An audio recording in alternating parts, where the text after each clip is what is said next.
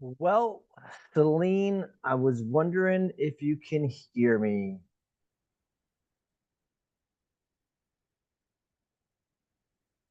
I don't know.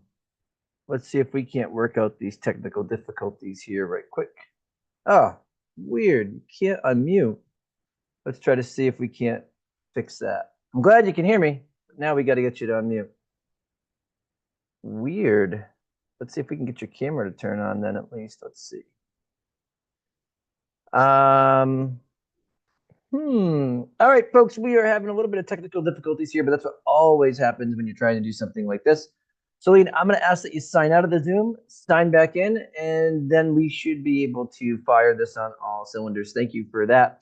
While y'all are signing in and while we're waiting for Celine to come on back so we can get this show on the road, first shout out of the night has to go to Celine. Can you hear me? Well, I assume you can hear me.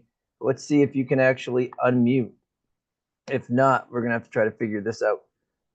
Yep, they can unmute themselves. Let's see, allow participants to unmute themselves. Yep, and then what? Can't unmute. I'm looking at my host tools right now, and it says that you can do all of these things. Or video. What is up with that? All right, so now we're gonna have to do the hard reset. Celine, I'm gonna ask that you shut your computer down, sign back in, and if we have to, you might have to actually sign in on your phone, but we're gonna make this work. Folks, please forgive us for the technical difficulties. It's what happens sometimes with things like this. So that is that. So I'm flying solo right now. First shout out of the night has to go to Mrs. Richards, who is tuning in from Boone County High School, if I said that correctly, in Kentucky. But I just got a text message from her, and she's with all of her students looking in at this review. And I am just honored that you would allow the Garden of English to support what you do in your classroom on this exam eve review day. So once again, folks, we are waiting for Celine to come back in. We're trying to make it so that she can both unmute and participate here. And we'll go from there. While we're waiting for Celine, let's actually look to see what's going on here. Please note, whenever I ask for you to put your school name here and the teacher that you love and appreciate, you do not need to put your name there unless your teacher requires it. And the reason why I say that is because that's kind of creepy to just put your name out there on the internet like that and your school, and then you never know who's going to be chasing you down and things like that. So I don't recommend that you do that. But anyway, Mrs. Robinson from period 4, you've got some love here. And then we've got Mrs. Robinson again, and let's see, Lamar Consolidated, shout out to you. And then some more Lamar Consolidated. And let's see. Well, one Lamar Consolidated. Well, we appreciate your support from here. Mr. Hirsch, shout out to you. Let's see.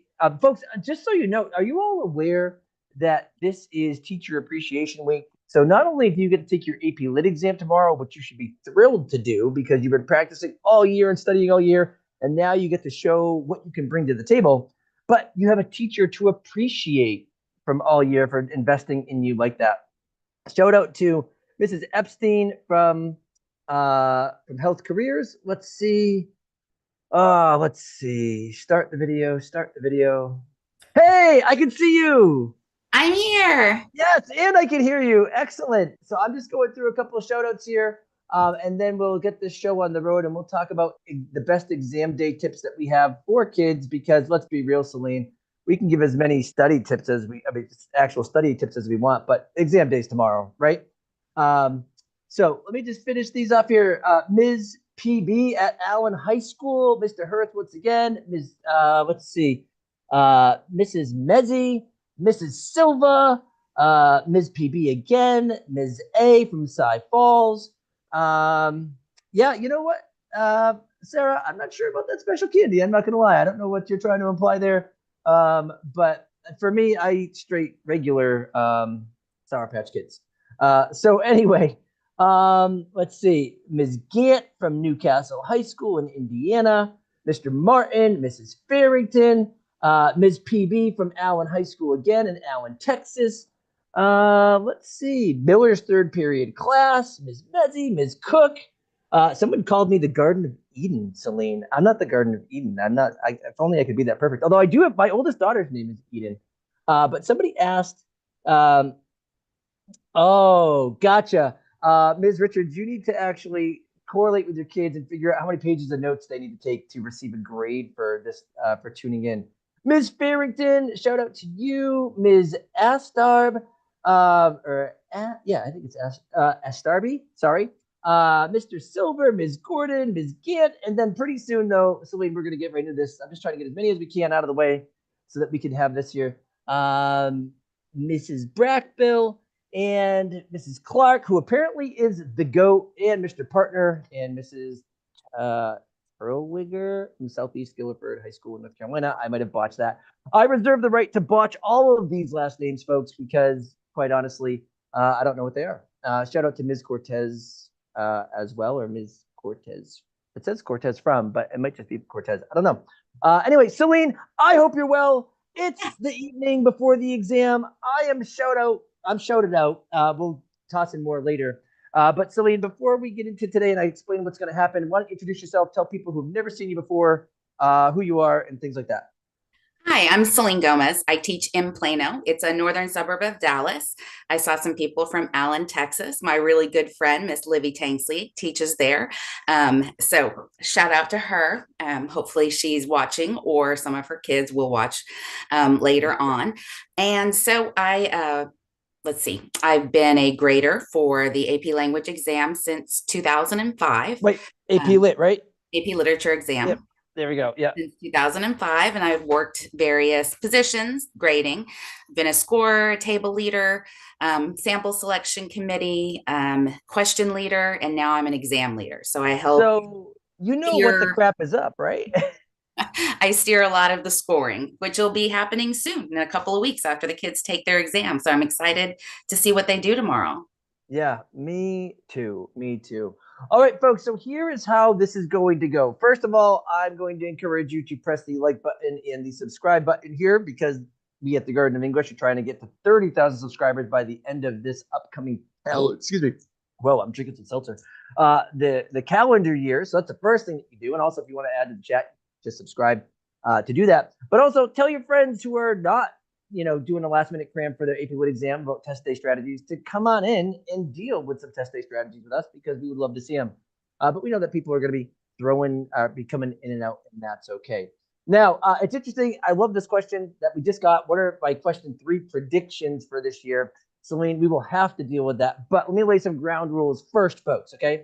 First of all, Celine and I are managing the chat, and we're trying to have a conversation with one another, and that chat comes in fast. So if we don't get to your question, you're going to have to forgive us, but we're going to try our best, okay? If we don't get to your shout-out, you're going to have to try to forgive us, but we will try our best. And Celine, if you see any, feel free to shout it out while I'm talking as well. The way this is going to work, folks, is as follows. Celine and I are going to talk first about some multiple choice strategies, right? The reason why we're talking about test day strategies for doing things today is because you've spent the whole year doing the lit stuff. Now, we can give tips for how to interpret literature and things like that, but really, you're not going to be able to learn all of AP Lit overnight. But what you can do is we can help get you comfortable with the test day experience as best as we can with some tips and tricks that we give our kids. So because of that, that's what we're looking to do more than anything. Now, Celine, if you want to also give up some more content tips, that's not a problem. So folks, you can ask whatever questions that you want in the chat, but here's how it's going to work. We're going to start with multiple choice reading tips. We're then going to talk about poetry essay tips. Then we're going to talk about prose tips. And then we're going to finish with question 3 tips. And we will answer that question. Well, I will at least. And Celine, this is my favorite question. What do you think the topic of the question 3 will be for this year? But that's going to happen probably around 7:50 p.m., maybe 7:45. And shout out to Mr. Sorensen as well. So, and Ms. Rayner. And good. I want to point out one other thing. Celine's going to have some slides tonight. They are linked in the description right below. Her slides from last time are also linked in the description down below.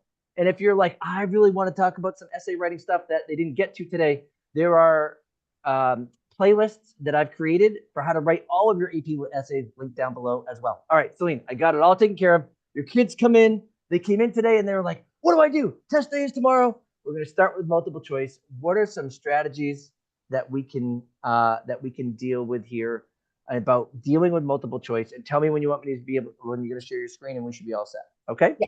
I'm gonna share my screen just so I have a sort of frame of reference to kind of just talk through real quick, and then I'll let us talk about that.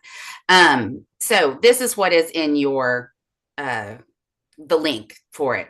And it's just a reminder that, like Timm said, everything that you've done this year has really been focused on the work of AP literature. And so if you see over here on the right hand side, the multiple choice section is the test is tied to everything that your teacher planned in your course of instruction. So you have been getting prepared for it. And again, just as a matter of reminding you, the multiple choice section for our course is 55 questions over 5 reading selections. As it says there, there'll be 8 to 13 questions per set of poetry and prose. So you'll either have 2 poems and 3 prose excerpts or vice versa. And in recent years, they really have steered more heavily on contemporary works, but that's not to say that you won't see a pre-20th century poem or pre-20th century text there.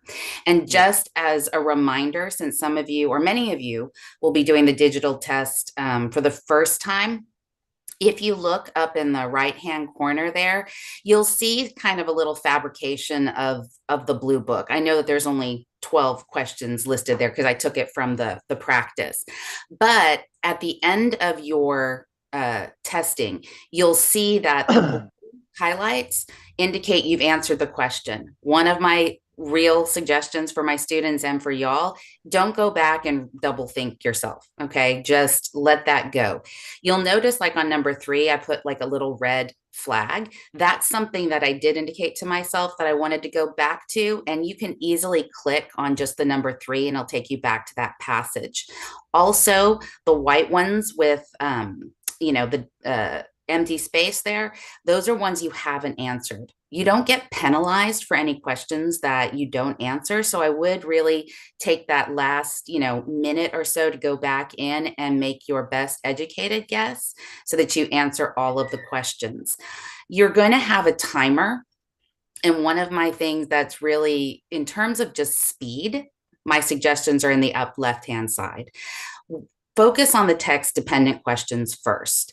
They'll have a side by side for you. So if it has you looking at lines 4 through 5, it'll push those up and it'll underline them for you. And so it'll be a very sort of fast experience. A lot of you feel more comfortable with contemporary text, and you can move all the way throughout all of the questions back and forth for the prose and the poetry in that time frame, and you can mark questions. The idea really is for you to get as many that you feel right, you feel good about. You can always flag them for later. One of my suggestions for my students for time too is poetry is going to be a faster read. It's going to be shorter. So for time, that's going to be helpful. The other thing, don't feel that you have to answer them just in chronological order. If you feel one is difficult and it's starting to take your time, then maybe skip it or maybe flag it and then come back to it. Again, at the end, you'll see a grid that shows you all of the ones that you have not answered yet. The other thing is, I think for your teachers, you'll have already worked with process of elimination. In Blue Book, you can cross out your answers. So you could have eliminated 2 answer choices and then skip it, and you can come back to it, and that'll still be there crossed out, those 2 answer choices for you to come back. Can I jump in here yeah, for a minute with some process of elimination stuff real quick? And this is anecdotal, but I have taken a lot of AP Lit tests. I have also written a lot of AP Lit style tests. I'm not going to say that I've written for the College Board. I have not, but I've written exams for other companies and things like that are meant to mimic such things. And one of the things that I noticed with a lot of the process of elimination, or with the answers that are wrong for AP Lit, is that they typically fall into one of 3 categories. And Celine, if you have any other tips, Celine, please toss them right in. But I have noticed, first of all, that one of the common lead distractors is that when kids can narrow it down to 2, they often pick the answer that has some correct information in it, but not all correct information. And then because of that, rather than say, oh, I happen to know that that information is incorrect, they then second guess their reading comprehension instead of actually knowing only half of that answer is correct. So one of the lead distractors is it's got one piece of correct information in it, but the other part of that answer is absolutely incorrect.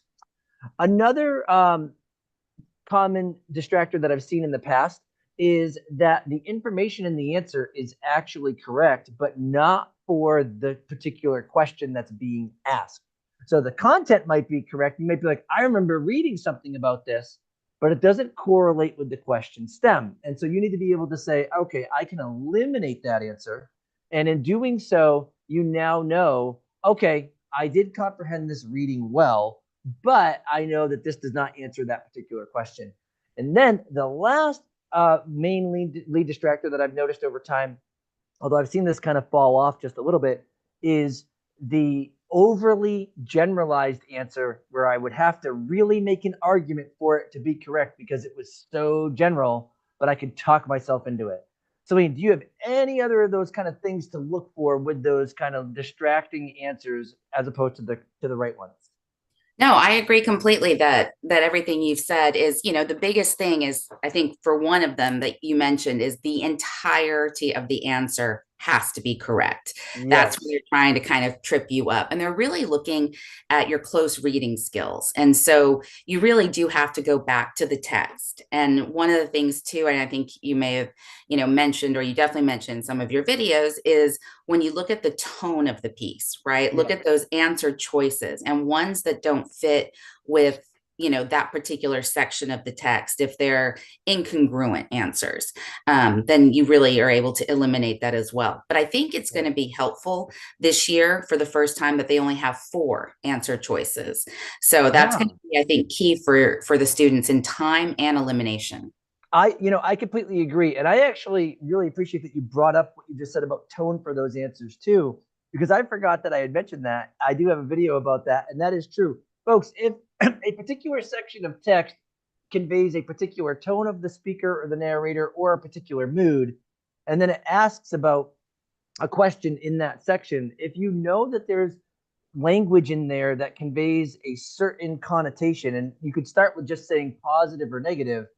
If it's a negatively associated, if there's a section of text that has a lot of negative words in it, when you go to the answers, if you go to an answer that has positive connotations, you can know that that one's going to be wrong. You're going to have matching connotations in your answers and the text. And if you don't know what connotations are, folks, connotations are the emotional baggage that comes with particular words and phrases. So you want to make sure that they match. And at the very minimum, you could say this has a positive connotation or this has a negative connotation. So Celine, thank you for bringing that up. I totally forgot about that. One of the other things too is always, if you're having difficult, because some students may look at, like, say, a poem, for instance, and they're just very confused by the whole framework of what's happening. I would say click through the questions connected to the poem, read those question stems. They're going to direct you to parts of the poem that are very important for you to recognize where those tone shifts may be, and the important constituent parts really of that poem that are going to be able to help you unpack meaning. And so, it's going to really navigate and framework. Some of you also know that the questions primarily work in chronological order for the piece. Now, that's not to say that they go from easy to hard. So question 1 may not be the easiest question, and question 8 may not be the harder question. So you really want to sort of read through the stems. It might help you get a sort of framework for understanding what the poem is about. And then you'll also be able to navigate yourself towards some of those text dependent questions and some questions that are easier that you feel confident about. And then when you go to some of those other questions that may have been tripping you up, it may help you answer that question. A lot of those questions, correlate. One right answer will help you understand another section of the text. Yes, and actually, I think it's nice with the digital exam this year. I'm a paper guy myself, but with the digital exam this year, it's much easier to click through those question stems because the poem will just stay here, and you don't have to flip the pages all the time. It'll just show you that new question stem. And folks, if you didn't know what we're talking about when we say question stem and answer, the question stem is the actual question you're trying to answer, and then you've got your 4 multiple choice answers below. And the advice here is that sometimes you can look at a question stem and it can tell you about the poem and help you comprehend it. So, for example, imagine a question stem said the author most likely includes humor in lines 6 through 8 in order to. Well, you might have read that poem and you didn't realize that that was supposed to be funny. And now all of a sudden it's telling you in the stem that there's something that's supposed to be funny there. And all humor comes from irony. So it's got to be situational, it's got to be dramatic, or it's got to be verbal. And so because of that, you can then know, oh my word, I was supposed to realize that that was humorous here. And then that might even help with the question that happens later on when it says the speaker's ironic shift from these lines is blank to blank. You'll know, oh, that correlates with my answer from the last line. So a lot of times you can use the questions to help build your understanding of the piece. And Celine, I want to give one more piece of advice, but I want to make sure that you finish what you were saying first because I interrupted. Please forgive me. Okay. One thing that I want to point out about AP Lit, and this does not work on AP English language, but in AP Lit, when you get done reading a passage, if you can identify the thematic topics of the piece, and I'm not saying a full thematic insight, that's one of those kind of like, I don't know, the way I have it, my kids set it up, it's kind of like a message the author's trying to explore through a piece. I'm talking about singular abstract words. So I'm talking about things like love and fate and consequence and ambition, all of these kind of singular abstractions. If you read a piece on your lit exam and you can identify 3 to 5 of those ideas that the poem or the prose passage relates to, when you're picking answers to your questions, if you can narrow down answers, but you don't know which one to pick, the one that most closely relates to the 3 to 5 universal ideas is going to most likely be the correct answer. So if you're reading a poem and you realize that this is a poem about self-loathing and isolation, well, most of your answers are going to correlate with self-loathing and isolation. And I hope that there is no poem that does that. But nonetheless, those are the first 2 ideas that popped in my head for some reason. Shout out to Ms. Rodriguez, by the way. And shout out to my student, Casey, who's here, who made sure that she put in there that she was here. So Casey, I saw that over there.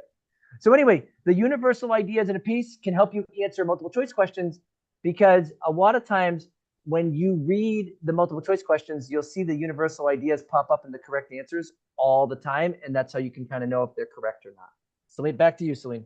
Yeah, my last thing for that is, and I think it's a really good idea because you can not just highlight in the text, and it'll stay permanent because it'll always be on your left hand side. So your questions you'll like cycle through, but any highlights that you've done or any say little notes that you can add, like with those abstract ideas, those will stay stationary on the poem on your left hand side, and then you can cycle through the questions.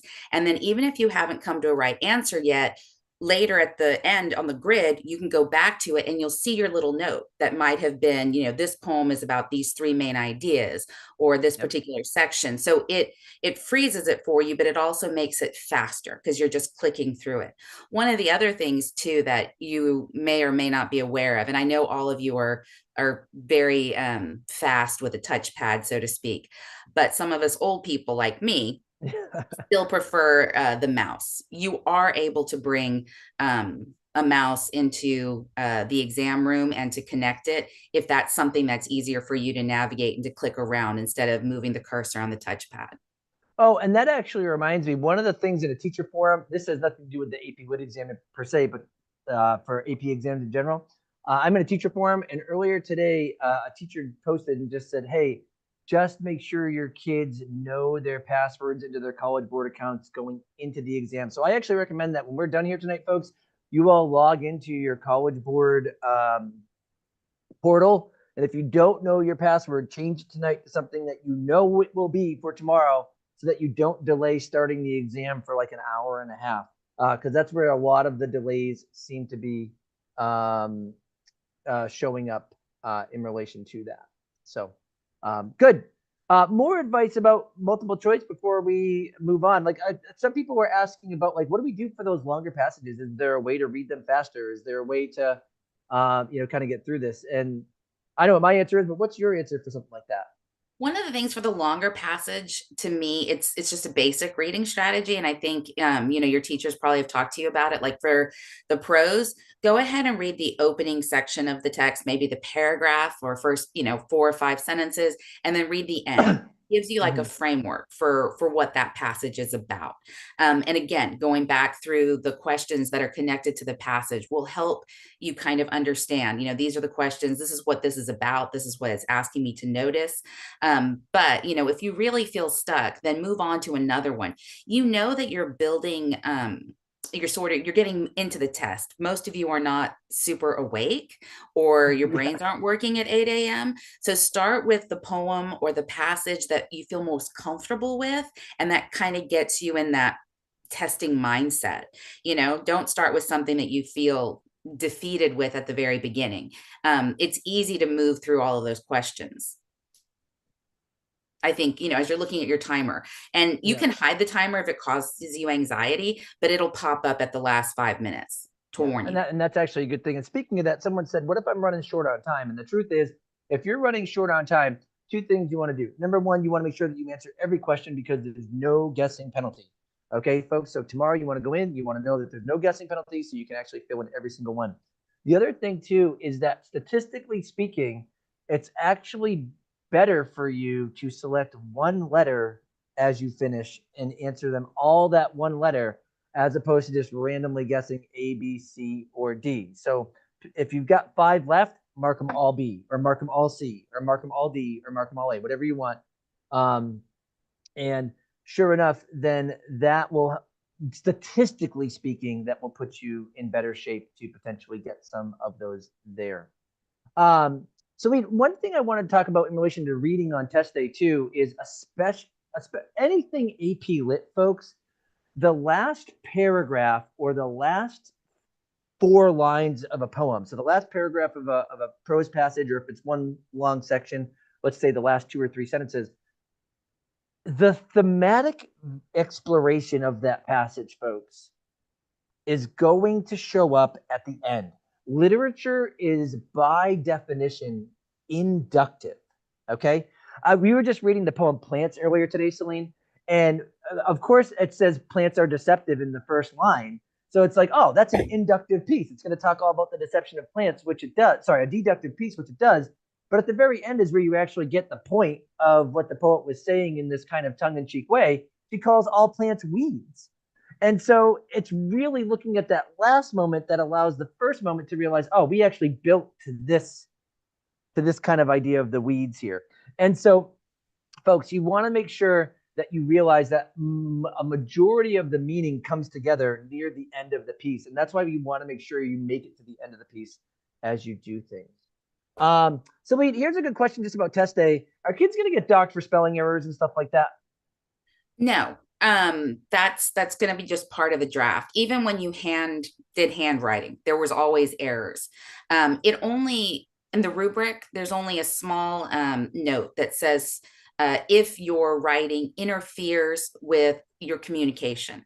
So I am unable to decipher as a reader what you are trying to say. That's the only thing that might prevent you from getting the 4th point in row B, but you could still earn up to a 3, but it would Yeah. have to be significant and severe. Honestly, I don't know that I've ever seen even a paper that was in, I'm going to call it strained English, that I was not willing to potentially give a 4 to if I saw fully developed thoughts. Correct. Like where I was like, nope, that's right, and that's right, and that's right, but the grammatical structure is just a little bit off. Now, it doesn't mean that we just give them out like candy. I'm just saying if there was a clear element there, um, I I was like, yeah, this is the thought processes are here and the line of reasoning is here, so we can avoid what we can. Um, but that means that the communication wasn't interfered with enough that I couldn't trace the line of reasoning. Yeah. Shout out to Mrs. Debbie from Huntington High, by the way. And Celine, here's a great question on the multiple choice side of things. There are 2 things. Number one is, what are some common mistakes that students make? But before you answer that one, I should have said the second one first. How many readings are going to be on the multiple choice section tomorrow? What can they be prepared for? 5. 5. Okay. And what do they look like? You're going to have 2 poems and 3 prose excerpts, or vice versa. 3 poems and 2 prose excerpts. Right. And And they're for going to just be a combination of pre-20th century and contemporary, probably more heavy on the contemporary. And then honestly, folks, if you don't know what prose is, what that is that's language that's not in verse. I have a friend named Aaron who described it this way for me, which is the best way I've seen it. A poem as it's presented has to keep that structure. So that's going to be considered verse. It needs to be presented with those line breaks and it has to keep the structure that it's in.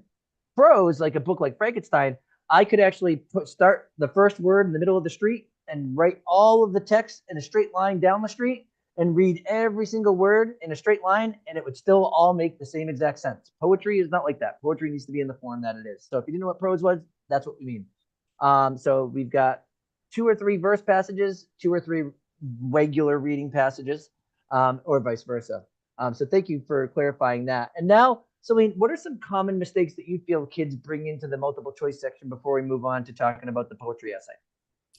I think more than anything, it's a feeling of defeat, and they let themselves get in their own heads. I would Yeah. say move forward, go on to the next section, go on to the next question, work through and answer all of the ones that you feel good about, and then come back and make your best educated guess on what the right answer is. You've been practicing reading a variety of texts, a variety of genres. You are more prepared than you think right now. At this moment, you are getting in your head.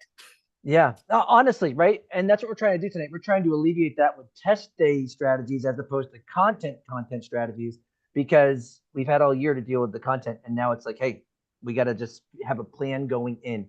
And having a plan going in is a much better way of dealing with a lot of this anxiety that comes in. I know I want to do my poems first, or I know that I'm going to quickly go through the stems to try to see if I can pull any content from the reading, and then I'm going to go back and read it because it's very easy to click through the stems.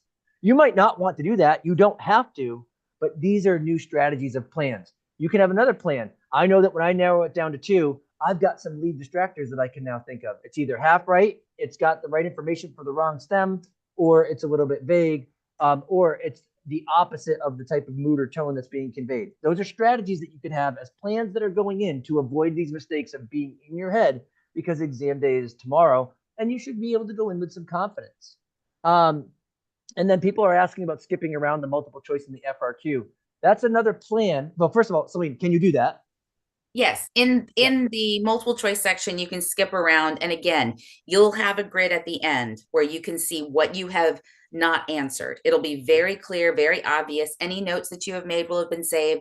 Any cross outs where you've eliminated some answers will be saved for you. So when you go back to it, you don't have to worry about any kind of in prior years, like bubbling the wrong thing or skipping an answer choice like that. It'll be very obvious to you on the computer. Right. And another thing too, though, is that when people are asking about can you skip around, the answer is yes. You can do your essays in a particular order. My students last year, a lot of them actually wrote thesis and 2 body paragraphs for all 3 of their essays first.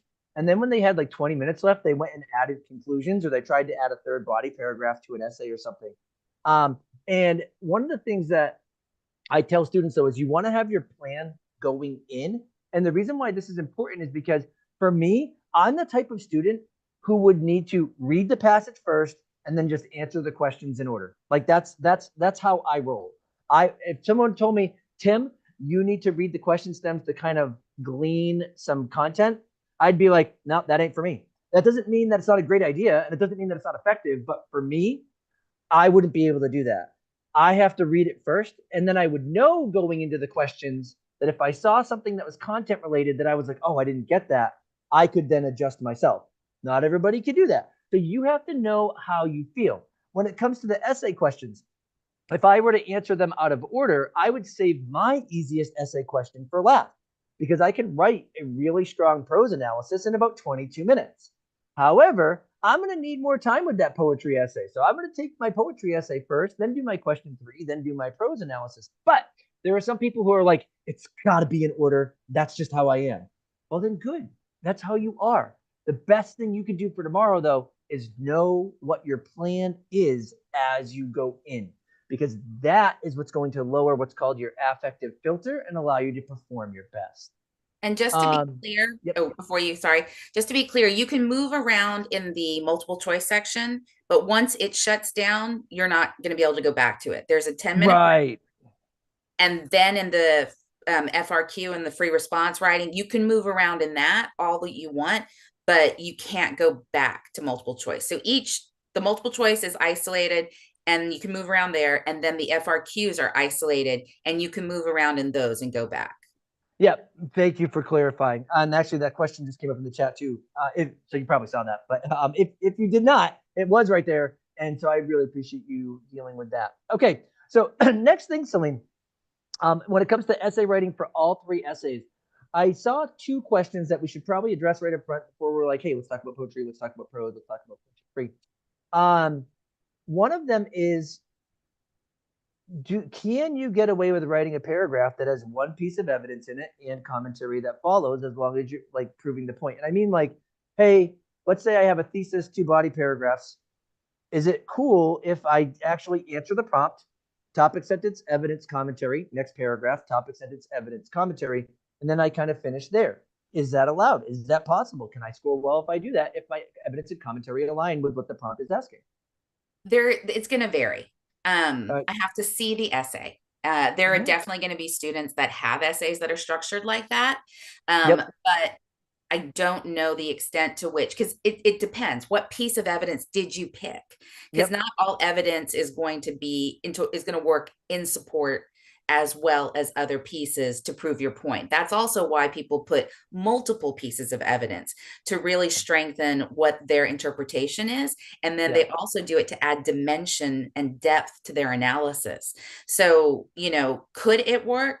Hypothetically, yes, but I would caution that, you're then you're putting all your eggs in one basket at that point, right? Was this really did this really effectively do what I think it's doing?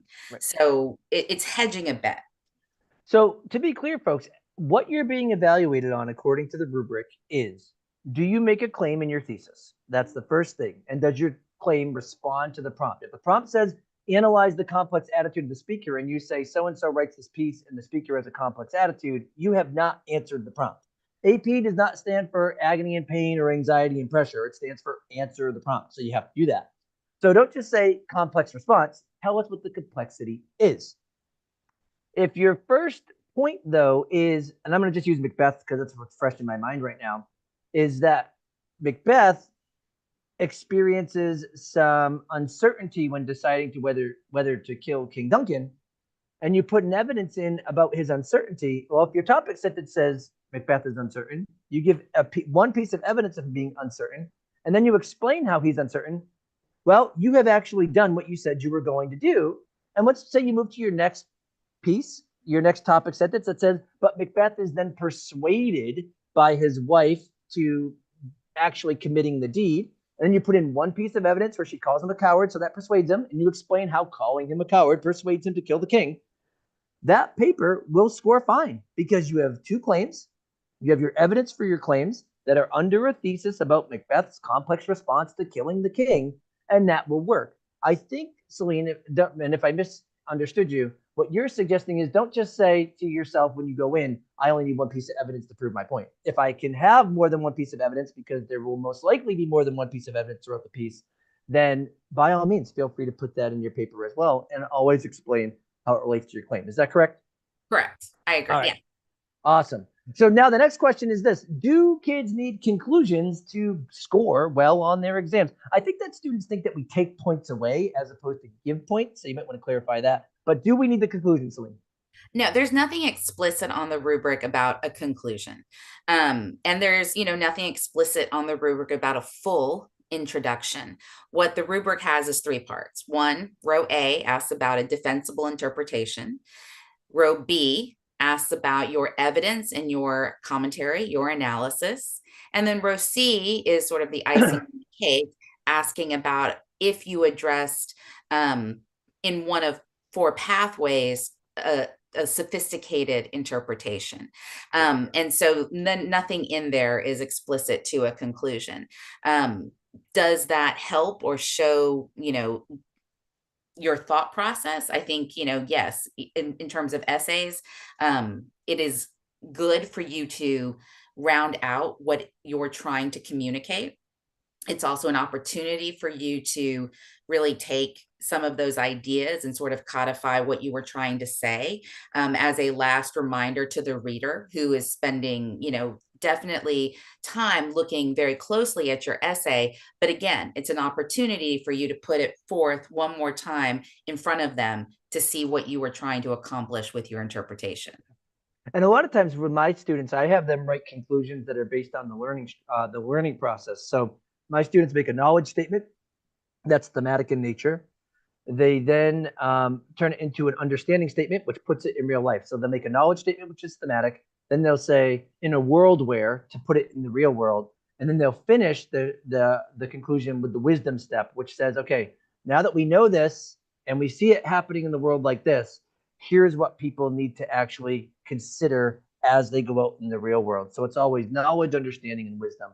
And therefore, it kind of opens up the discussion from Judd Mulvaney's complex character to what's it like to mature in the world when you realize that everything is temporal, that kind of a thing. Yeah, I mean, I don't have a specific as a outline for that for the conclusion, but even for the conclusion, I tell my students doesn't need to be more than like a sentence, like one or two Yeah, sentences, just to like solidify what they were trying to say. yeah, It's not a formal essay where they have time to go back and edit. right. And actually, speaking of editing and formal essays, someone asked here, first of all, do you have to cite your lines and your author and stuff like that when you include them in your essays on your AP Lit exam? Definitely put them in quotation marks. I would definitely have direct quotations if the text is in front of you. So have direct quotations if it's the poem, have direct quotations if it's the prose. But you're not, I think that they might just, I haven't really looked closely in Blue Book, but I think you're just going to have paragraphs. I don't know that you're going to get line numbers. So don't Yeah. stress about that. And then you know what? I really appreciate you saying that. And the truth is, I make my kids cite everything in my classroom, but I tell them on exam day, don't waste your time. Like you're working with just this poem. Right. So you can just put the quotes there and we're good to go. And obviously you don't have quotes for your question 3 because you don't have the book in front of you. Now, the other question that came with this is how do you appropriately quote evidence from the text or a poem? And just a quick rule of thumb, folks, I make my students, first of all, and so I want to know what your number is, but my students are not allowed to put more than 9 to 13 words in any one set of quotes in any one sentence. What's your rule for the amount of words in a quote? My suggestion is smaller. It's like 4 to 6. Right. And so please note, folks, we're telling you is do not put full lines in if they go past, past in my mind 9 to 13 or in Celine's 4 to 6. The other thing too is that you can know if you've integrated quotes well because you can't tell where your words end and the quote begins besides you see the quotation marks. It flows seamlessly. And one of the easiest ways to do this, but you definitely have to try this out at least once tonight if you've never done this before, is to actually, the sentence that you're going to put your quote in, instead of just saying the text says, you should try saying after. Start that sentence with the word after or start that sentence with the word before. And the reason why is because if I were to make a topic sentence claim or something, and then I say after, well, that's going to force me to summarize something that happens after this happens in the story, and that will allow you to flow right into the text. So you could say, after Macbeth spoke to his wife, or considered what his wife had to say, you could then say in the text it says, but that doesn't work out very well. After Macbeth spoke to his wife and heard what she had to say, he then thought to himself that they would, insert quote, proceed no longer in this business. Boom. I use the context to flow directly into the quote, okay, from Macbeth. And Macbeth is fresh in my mind. That's why I'm using it as my example. Please forgive me for that. So anyway, nonetheless, okay, that's the answer to the quote question there. Good. Another question about the prose essay, but this will work with the poetry essay really well too. What if we aren't familiar with many specific learning devices, so our prose essays end up becoming summary based? And then what about addressing literary devices and whatnot? So can you speak to that, the idea of like actually naming simile, metaphor, those kind of things?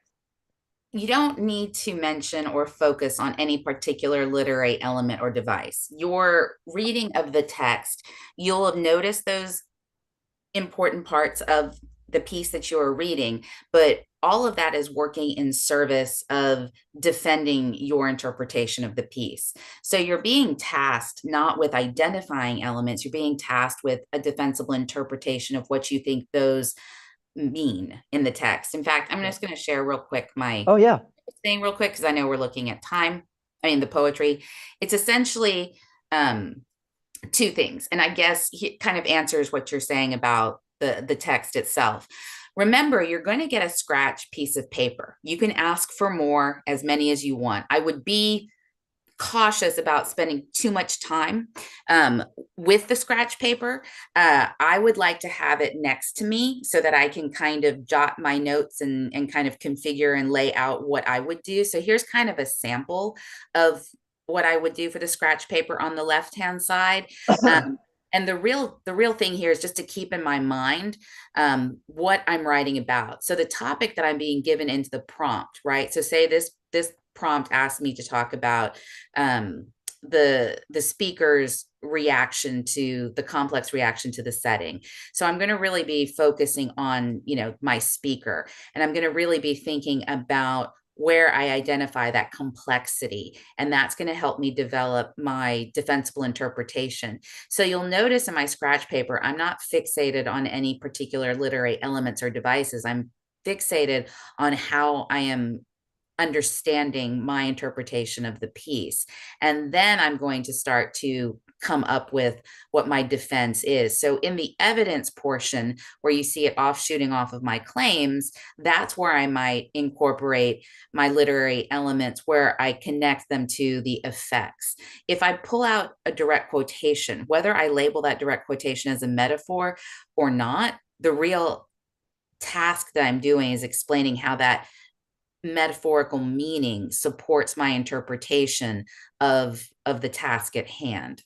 And actually, in the video description down below, right below the screen, where there's a subscribe button that y'all can press and stuff like that. But anyway, in that description, I actually have a video about how to find those interpretations that Celine is talking about. 6 common questions that will get you to interpretations in literature that you can just ask yourself to kind of find that. Just also real quick, I want to give a shout out to Ms. Miller here, because apparently, like, this chat is like blowing up over here. Ms. Miller, I appreciate you dealing with the students that were there. So thank you very much for that, because we can only handle so much with just the 2 of us here as we're trying to monitor the chat, and I'm trying to like watch Celine's thing and have that conversation. So thank you so much for that. Sorry, Celine, pardon my interruption. Oh, no, not at all. I was just gonna, offer a couple of things. Same thing for the prose. You'll see just sort of dealing with the scratch paper, right? So like I would probably either flip my paper over or ask for another sheet of paper. And again, just try to kind of outline my ideas. And in this one, I did put, thinking of you, Tim, there, the effect and the significance. So along the lines of your 6 questions that, you sort of ask to help prompt the purpose of why we are looking. And I think that's really what you need to understand. We're not asking if you know literary elements and devices. We're not asking if you can list elements and devices. We're asking if you can really discern what the effect and purpose that those do in terms of creating meaning within the text and how they support your interpretation. You're not going to be able to talk about everything that you see happening in the passage or the piece. And that's not really your task, to go, word by word to find it. It's really your task to understand and to create for yourself what kind of patterns of meaning do you see happening? And how are you going to articulate that in your body paragraphs that are supporting your interpretation? I'm going to interrupt you for just 1 second to answer a question over here that's kind of a hard question that I'm going to forget if I don't answer it right now. Someone said, how do you see some sorts of, basically, what's paradoxical as an example in a text that you could possibly read? And I actually just read the poem Thou Blind Man's Mark with my students, and so it's fresh in my mind. So I'm going to talk about that. That poem, Thou Blind Man's Mark, is about the idea that desire actually leads people astray, and that the speaker has experience with being led astray by desire, but did not fully fall for it. And so now the speaker's only desire is to kill desire. That's the paradox. Because if he's desiring to kill desire, if desire is killed, he'll no longer desire to kill desire. And so therefore he can't actually do so. So desire has to exist in order for him to actually kill it. So it has to be paradoxically connected. That's not a contradiction because he actually desires to kill the idea of desire, but in doing so, it will actually become problematic. It's kind of like a statement like this statement is false. Well, if the statement is false, that actually makes it true. But if the statement is true, then it can't be false. And so therefore it seems self-contradictory, but it actually is not. So I just want to toss that out there. Yeah, well, like what you're saying too about the paradox. One of the things Yep. I think most of you, in your studies looked or have talked about the hero's journey, for example, or even, ancient, Greek heroes, or for example, a lot of the ideology there was that they would gain, you know, uh, fame and immortality through legacy. So, like a paradoxical statement that's easy to remember is this idea that like I'm going to die in order to live forever. And so it doesn't seem like it would make sense because if you're dead, you're not technically alive, but you're dying in order to live forever because it's going to be a legacy, a memory. You're going to be immortalized in that manner. So a lot of the text might deal with these dualities or these seeming contradictions. If you want to Yeah. think about paradox, it's almost more of a full sentence version of an oxymoron. Yeah. I mean, I've made it very, simplified in a way. Yeah. But you want to think of it that way. Like, oxymorons. You're like, how on earth can I have a jumbo shrimp? But you can, and Yeah. it's true. So think of a paradox as something that seems contradictory, but upon closer examination, it reveals a truth. Right. And it's actually philosophically sophisticated when you actually have to sit down and think about it. All right, next question here. And it is about, well, there's a lot about the question 3, so we'll deal with that in a couple minutes. But one of them is just commentary. Commentary, folks, you can write all 3 of your essays almost the exact same way. No, you do not quote the book in question 3 because you don't have the book in front of you, so you don't have it memorized. We'll talk about strategies for that in just a couple minutes. But what is, hold on, I missed something here. I totally missed something. Y'all can forgive me. But what is the recommendation that you give your kids to make sure that they don't just summarize, they actually provide commentary? For that, they need to really explain, the, like you were saying earlier, the effect, the significance of what they Yep. are examining. We know what the poem says on a literal level or what the passage says on a literal level. It's recounting some kind of, event or some kind of experience, or some kind of thought process. We know that, but what we're looking for is how that contributes to an understanding overall about the speaker and their attitude, or about a character or characters and their interactions with each other or with the setting. It is your ability to create through, as I think Tim mentioned earlier, inferences and inductive reasoning. You're piecing together what's in the text that I can point to. And by looking at, say, this set of lines or looking at these words and phrases, what I come to understand, what is important about that is what you are able to create as an inference. When it comes to commentary like this, helping create an inference, you can use some language. And so when you're providing your commentary, if you think you're getting into summary mode a little bit too much tomorrow, if you're like, am I summarizing too much? The easiest way that you can know is if you're lacking cause and effect language. So if you want to know you're producing commentary, you want to see words like because, since, consequently, so that, furthermore, thus, and due to the fact that. If those words are littered in your explanations, you're like, I described this moment from the story. Now I'm going to explain how this moment conveys that this person's character is delightful or something.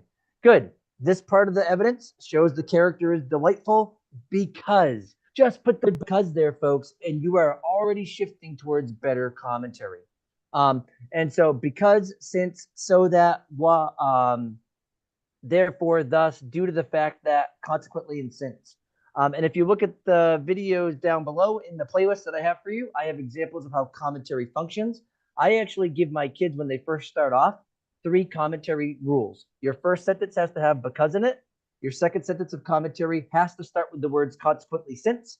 And your third sentence has to start with either thus, therefore, or furthermore, and it must have the phrase due to the fact that in it.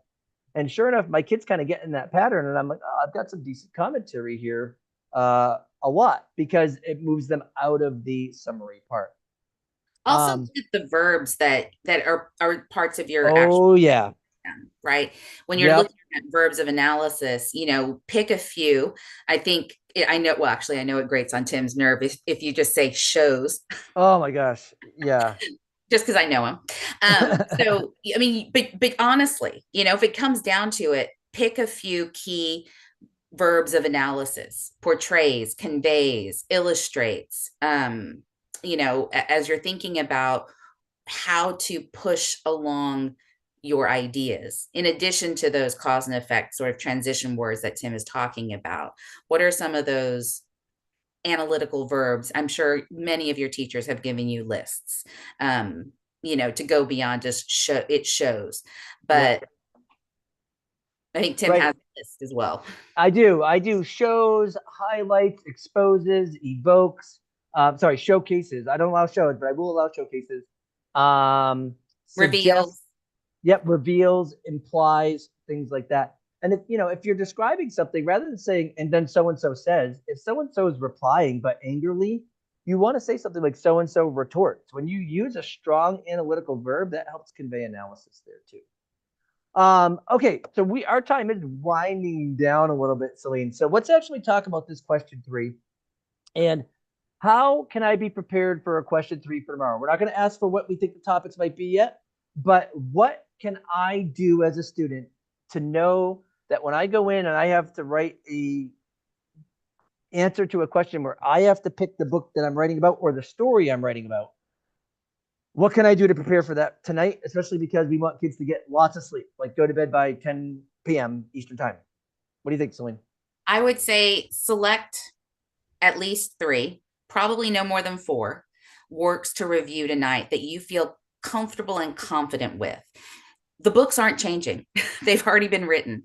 So you're going to be tasked with analyzing the important events in the works. So make a list. Make a list of the important events. They're always going to be the most important, right? Like you mentioned Frankenstein earlier, when he confronts the monster, right? And the creature demands a wife, and he has a Yeah. response to that. Like, that's always going to be an important moment. Yep. For you to know his interaction with the DeLacy's, that's always going to be an important moment for him. And so if you look at the main characters, who are they? How would you characterize them? What are some of the big conflicts that you discussed in your class? Write those down. You're also going to be tasked with explicitly discussing the interpretation of the work as a whole, the theme. Especially for question 3, something thematic has to be there. A lot of times for question 1, it will say complex attitude of the speaker, complex relationship with the setting, so you can write about it in the text itself, but you have to have something theme based at some point in your question 3 essay. Sorry, Celine. No, yeah. So that those are going to be required of you. So I would, go back, review. There's lots of resources that your teachers have provided you, but there's also lots of online resources that help you revisit the books. Yes, they're in Yep. sort of a cursory way, but you already did the hard work of reading, of discussing, of writing essays about it, of having discussions in your class. So get those fine points down, characters, conflicts, big events, themes. Actually, another big one is authors. Someone just asked, what if I forget my author? And it's like, well, just write the author. That's fine. But tonight, if you know that you go in with 3 books, like I've got 3 books that I've reviewed, know who their authors are. Like, you just got to remember 3 author names. Oh, Stevenson, Shelley, and Carroll. Oh, okay. All right. We're good. That kind of thing. The prompts, and I know we're not to the prompts yet, but the prompts are always engineered such that they are meant to give a big, wide berth for the types of works that can respond to that topic. They're Yeah. in no way trying to limit what you can write about. Again, no one's judging what you pick. For instance, I was talking to my class, they wrote on their works, and I said, many times y'all have written on the exact same longer text because I've required it, but you all didn't get the same grade, right? You just because you picked the same text, it really was contingent on your writing and what you knew about that, what you used to support your ideas, how you articulated your thematic statements. And so, no one's going to penalize you on the rubric for any small thing. There's nothing punitive on. It's all about what you've done well, and we're reading supportively. So, if you forget something like the author, that there's no like tick mark on the rubric that says, oh, now they're deducted. That doesn't exist. Yes. Sorry, I'm writing a comment here. Sorry. One of the things too about this question 3 is, trying to avoid summary. I tell my students, you can write, when you provide evidence for your body paragraphs, it needs to be a minimum of 3 sentences, 1 sentence of context of what goes on in the story, and then 2 sentences of the evidence that you're describing with really specific verbs, but it can't be more than 5 sentences. And then they have to add the because, consequently, since, and then the due to the fact that, to make sure that that's added after the summary so they don't get into summary mode. Because I think that a lot of kids are a little bit afraid of just turning into summary mode. And they also asked Celine if they can make up books. What's your answer to that question? One person actually said, if I had a dream, can I write about my dream? That's not really the task that you're being directed to. And so the problem is you're making yourself, you're sort of digging yourself into a hole that you're trying to climb out of at that point. Yeah. I wouldn't make things harder for you. Right. If you've actually read a book in your life, write about that book. I'd rather you write about Horton Hears a Who than make up a book, to be honest with you. Horton Hears a Who can be great. Now, hold on. Sorry. I don't want people to write about Dr. Seuss tomorrow. Okay. I'm just saying, if that's the only thing you can think of, I'd rather you do that than make up a story. But at this point, y'all are here and y'all are thinking about this. You have plenty of time to avoid that trap. Ultimately, making up something, or it's like a quicksand. You're just going to be sort of sinking and drowning. And I wouldn't want to you're sort of voluntarily putting yourself in that position. It's counterintuitive. It doesn't make sense to do that. Yes. And then somebody asked if they can actually write about movies, if they are like, you know what, I actually know of a really good storyline from a movie that can fit that. We're not going to judge what you write on. We're going to judge the writing. So there's a caveat to that. Is that your best option? And also, it's like you're writing for literature teachers who teach AP Lit or teach college Lit, and they want to see that. So, I tell audience. Yeah, it is. It's an audience-based type of decision. We want to see that you can understand how a story does something thematic. So we will read about anything. But folks, another thing too is, as you think about books to prepare for your question 3, I actually told my students today, I'm like, Mask of the Red Death is one of the richest stories that an American author has created. And I was like, that's 4 pages. Go reread that and you'll be fine. We use another play that's like 5 pages long called Naked Lunch. It's a 1-act play. It's great. And I'm like, go reread that play. You can use those for a question 3. It does not have to be a novel, but then we've also read some other really good books. And people have been putting a bunch of books in the chat, and they've all been fine. The Odyssey, Crime and Punishment, Poisonwood Bible. Folks, you can write about any book. You just want to make sure it fits the prompt, because AP means answer the prompt. Don't just say, I'm going in only writing about, Poisonwood Bible, and that's it. No, if the Poisonwood Bible doesn't fit well, please shift to something else here. Somebody just asked if Frankenstein is good for question 3. The only reason why it's probably not good for, well, hold on. It is good for question 3, folks. It fits almost everyone I've ever seen except for one humor prompt. But I'm willing to bet you probably read about Frankenstein more than anything else. Is that true? Or Hamlet? Which one do you get more? In recent years, Frankenstein, because I think it's anthologized more. Gotcha. Okay. All right. I figured that Hamlet or Frankenstein are probably the ones that you would see the most of. Yeah. All right, Celine. one last question before we kind of like wrap this up with our final advice here.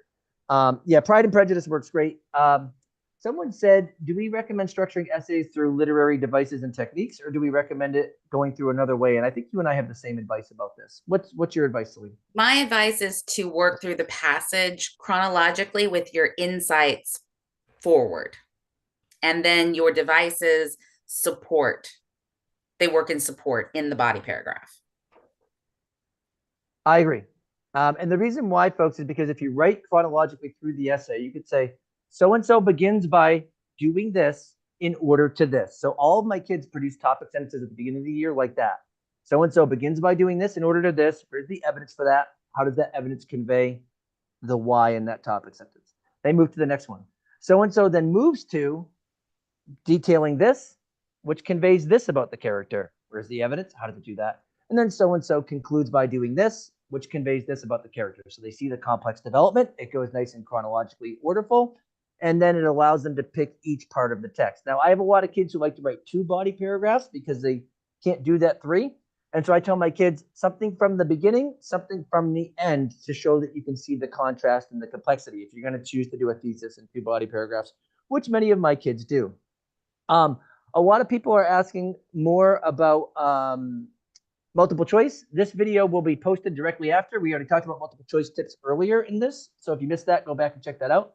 Other people also asked about like more specific topic sentences and thesis statements and whatnot. Obviously, Celine, we don't have time to teach AP Lit tonight, nor will we take that time. But folks, I have in the description right below this video where it says read more, just click on that.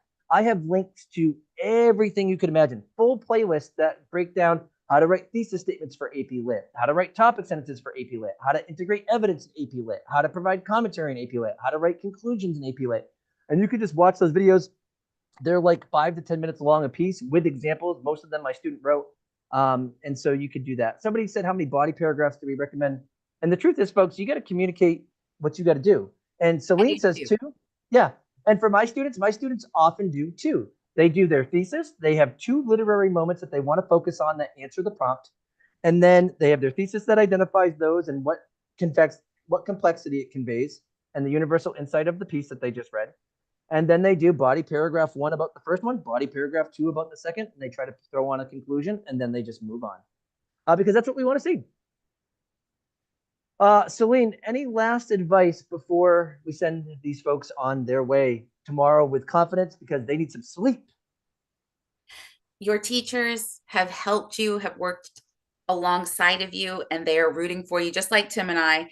I have Absolutely. I believe in you. Yeah, we are rooting for you. That's why we took our time to do this right now, folks, to just give you some final tips on what tests they can do. If you're looking for sophistication tips or any of those other tips, you want to watch the videos that I've already produced because they go in way more detail than we could ever go in here. My biggest recommendation for you all to have a plan tomorrow, get some sleep tonight. Get some sleep tonight. And also know, and this is important, when someone reads your paper, if you leave your AP exam tomorrow and you're like, I'm so cooked, or if you go in saying, I'm so cooked and all these things, right? I want you to be cooking, all right? But please note that nobody reading your papers is trying to take points away from you. We are trying to give you as many points as we possibly can. And if you know that you've been struggling with commentary all year, then tomorrow you go in with a plan to make sure that every single one of your paragraphs that you write in your paper has at least the word because in it once. And that might be the step that you needed to take. Also, one last thing. I saw a comment in the chat about needing the sophistication point to get a 5. Folks, statistically speaking, the sophistication point is not statistically relevant. Thank you. That's the word I was looking for. Relevant for scoring a 5 on your or a 4 on your exam. Okay. So that means that if you were to just do what you normally do and just write a 140 for all 3 of your papers, the sophistication point is not what separates a kid from a 4 and a 5 or a 3 and a 4. Okay. The sophistication point was added because they wanted to make sure that kids that really produce something incredible were given even just a little bit more. They were already getting their 5, but they did it with a total of 96 of the 100 points instead of 95 of the 100 points. Good for them. Okay. They deserve that. Oh, sorry, Celine, we do have one more thing. I was just reminded, we have to give predictions for the question 3 topic. Unless you're on the test development committee, then obviously you can't, and I'll just give mine. Mine, it'll probably be, let's see. I'm thinking something connected to uh nature, maybe. Okay. Setting. So I have a couple. I have not ever seen a foil character prompt before. Yes, there's been There has been. Okay. So if there has been, I haven't seen one in a long time. So 20 or no, 2009, 8. okay, I'm gonna have to go back then. Maybe it was an alternate exam, and that's why I didn't see it or It something. I don't was know. it was the year that Kite Runner was real big. It had just come out. So maybe Gotcha. 2009. Okay, so Everyone contrasting. wrote on the Kite Runner. Gotcha. So maybe contrasting characters. Another one that I've thought about. I haven't seen a. What was I saying to my kids earlier? Um, oh my gosh, what was the other one? If Casey's still here, she should tell me. I don't remember. A foil character is just a character that's so opposite of another character they magnify each other's traits, like Tybalt and Benvolio, Marlin and Dory, Scar and Mufasa, Buzz and Woody, that kind of thing. I haven't seen a humor-based prompt in a long time. That would be good. I don't know that I've ever seen a wealth-based prompt besides one that I wrote. I haven't seen a revenge-based prompt in a long time, and I don't think I've seen a betrayal-based prompt in a long time. I do think in the last 3 years that we've seen 2 that relate to the idea of rebellion. So I don't know that we'll get another kind of rebellion adjacent prompt this year. So that's what I'm thinking. All right. Well, I'm excited for y'all. I'm excited for my students. I'll be out there cheering them on to go in the room because, they won't let me in. Yeah. And that's that. So when we're looking into those small little windows, just know that we're rooting for you. I hope you all have a great one. Celine, I appreciate you. We'll be in touch. I think that you're going to Hawaii this summer, and so am I. So we will see each other there.